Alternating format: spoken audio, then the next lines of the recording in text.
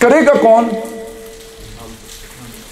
ٹھہرے نا، ہم ایران والوں سے پوچھتے ہیں، وہ پرانے خمینی صاحب سے پہلے والے جو ایرانی تھے، ان کا خیال یہ تھا کہ جب مہدی آئے گا تو وہ آ کے کرے گا، مرد عجائب آئے گا آ کے کر دے گا. پتہ ہے آپ کو؟ کہے وہ تو مطلب ہمارا کام ہی نہیں ہے، وہ تو مہدی کا کام ہے، جب آئے گا تو کرے. وہ بھی مانتے تھے کہ یہ ہوگا، لیکن کون کرے گا؟ مہدی کرے گا. ہمارے ہاں بھی بہت وقت تک ایسے، ہمارے صوفیاء اب بھی یہی سمجھتے ہیں. ہمارے ہاں بھی جو صوفیاء کا طبقہ ہے یا صوفیاء کے زیر اثر طبقہ ہے، وہ یہی سمجھتا ہے کہ مہدی صاحب آئیں گے اور آ کے کر کے چلے جائیں گے. تو ایرانی کا خیال یہ تھا کہ یہ جب مہدی آئیں گے تو ہوگا، یعنی سمجھتے وہ بھی تھے کہ ہوگا، لیکن جب مہدی آئیں گے تو ہوگا. ہمارا مذہبی طبقہ، ان کا خیال یہ تھا، میں نے ایک آپ کو صوفیاء کا بتایا کہ وہ وہی سوچ رکھتے تھے. باقیوں کی سوچ وہ بن چکی تھی کہ جسے ہم مذہبی سوچ کہتے ہیں. ایک واقعہ ہے، اس سے آپ کو اندازہ ہو جائے گا کہ جب ہندوستان میں مسلمانوں نے کچھ یہ سوچنا شروع کیا، ایک تو 1857 سے پہلے کا دور ہے نا، اس میں تو ریزسٹنس تھی، مزاحمت تھی، جہاد تھا. لیکن 1857 کی جنگ آزادی کے بعد ٹھپ ہو گیا سارا کام. اس کے بعد مدارس بن گئے. 1867 میں دیوبند کی بنیاد رکھ دی، یعنی اب اس طرح دفاع ہوگا. ادھر علی گڑھ بن گیا. تو پھر 20ویں صدی کے شروع میں جب دوبارہ ایک مسلم لیگ بنی اور تحریک پاکستان کا سوچا گیا یا کچھ مسلمانوں کے بارے میں سوچا گیا، تو ایک عالم دین، بہت بڑے عالم دین، انہوں نے، جن کو بہت سے لوگ مجدد مانتے ہیں، انہوں نے یہ بات فرمائی کہ انگریز کے ساتھ ہمیں چھیڑ چھاڑ نہیں کرنی چاہیے.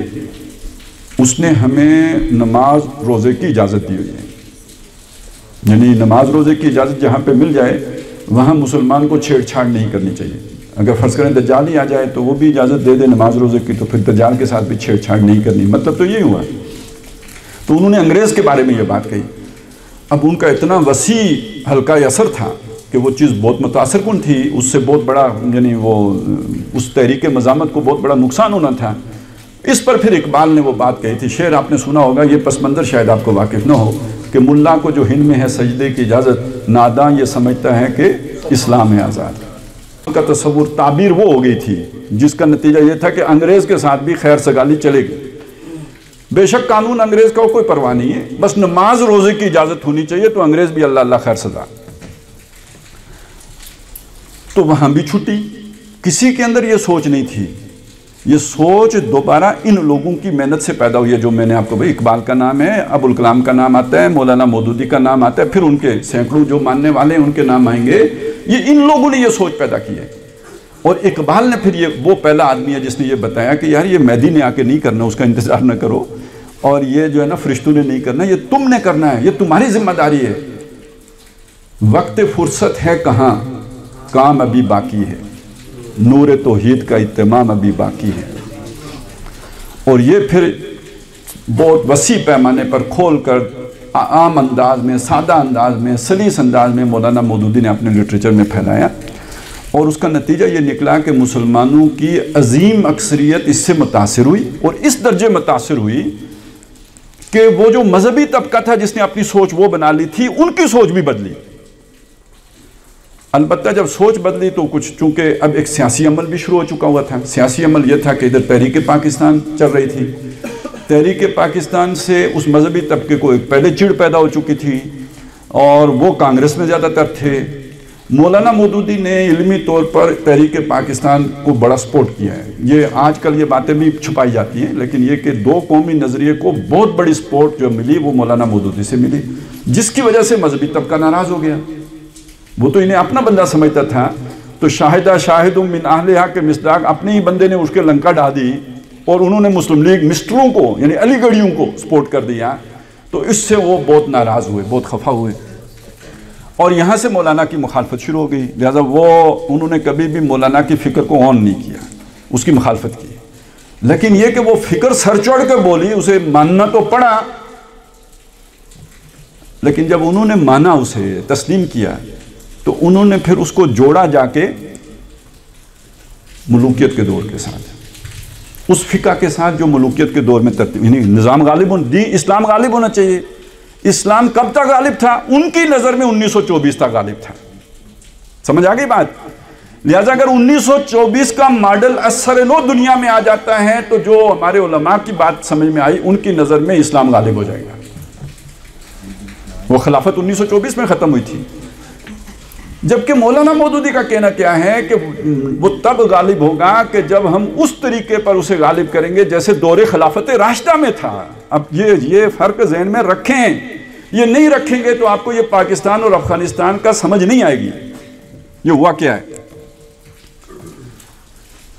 بہرحال 47 میں پاکستان بن گیا، ادھر یہ دو دھارے بن گئے، ایک اسلام کا غلبہ، وہ والے اسلام کا غلبہ چاہتا ہے جو دور خلافت راشدہ میں تھا، دوسرا کہتا ہے 1924 والا اسلام بھی بحال ہو گیا تو خیر صلی اللہ ہے۔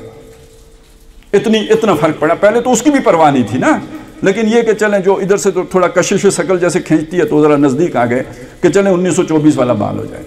یہ اکثر و بیشتر یہ جو ہے نا منصب امامت والے، یہ جو جیسے حزب التحریر والے ہیں، یہ سارے لوگ یہی بات کر رہے ہوتے، 1924 کو رو رہے ہوتے۔ ان کا کربلا 1924 میں ہوا تھا، سمجھیں؟ ان کا اسلام اس کے بعد زندہ ہوگا جو 1924 والی سلطان حمید والی خلافت، عبدالحمید سلطان والی خلافت بحال کر دیں، بھائی اسلام زندہ ہو گیا۔ تو ہم تو اس کو بھی مردہ اسلامی سمجھتے نا، وہ اسلام کی کوئی اصل صورت تھوڑی تھی، وہ تو عرب امپیریلزم کی صورت تھی پہلے، اور بعد میں یہ ہے کہ ترک امپیریلزم کی صورت بن گئی۔ وہ اپنے دور کی سپر پاورز تھی اور انہوں نے وہی کچھ کیا جو کچھ آج امریکہ کرتا ہے، تھوڑے فرق کے ساتھ، نسبت تناسب کا فرق ہے، نوعیت وہی ہے، وہی ظلم تھے۔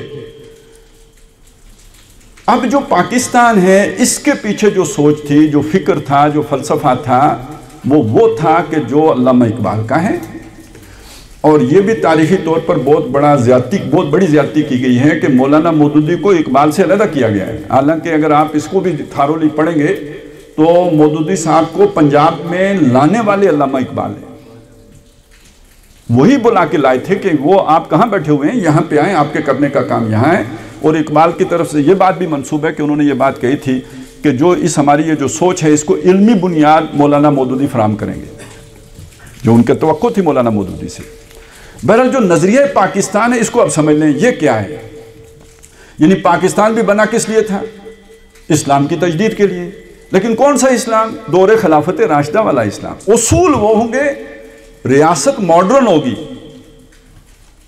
جدید دور کے تقاضوں کے مطابق ہوگی۔ اقبال نے یہاں تک کہہ دیا تھا کہ اب اجتہاد جو ہوگا، اجتہاد یعنی قانون سازی، یعنی نئے جو قانون بننے ہیں اسلام کے اصولوں کے مطابق، وہ پارلیمنٹ میں بنیں گے۔ آپ سوچیں مذہبی ذہن اس بات کو قبول کر سکتے ہیں؟ آج بھی نہیں قبول کرنے کے لیے تیار۔ تو یہ مذہبی سوچ نہیں تھی، یہ ماڈرنسٹ سوچ تھی جو اقبال نے دی تھی کہ اجتہاد اب پارلیمنٹ میں ہوگا۔ اس کا بیڑا غرق کر دیا پہلے اس کے بیٹے نے، جاوید اقبال نے۔ اس نے اجتہاد کا مطلب یہ لیا کہ قرآن کے خلاف بھی اجتہاد ہو سکتا، پارلیمنٹ اگر فیصلہ کر دے قرآن کے خلاف بس وہ نافذ العمل ہوگا کیونکہ امت کا فیصلہ ہے، تو اس سے ستیہ ناش پھر گیا۔ اقبال کا اجتہاد یہ نہیں تھا، وہ قرآن اور سنت کی حدود کے اندر تھا جو ہمارے آئین میں لکھا ہوا ہے، کوئی قانون سازی قرآن و سنت کے خلاف نہیں ہو سکتی، یہ اقبال کا وہ تھا۔ لیکن قانون سازی ہوگی کہاں؟ پارلیمنٹ میں۔ نافذ کون سا قانون ہوگا؟ جو پارلیمنٹ میں بنا ہوگا۔ تو اس کا کیا مطلب ہوا؟ اجتہاد کہاں ہوگا؟ پارلیمنٹ میں ہوگا۔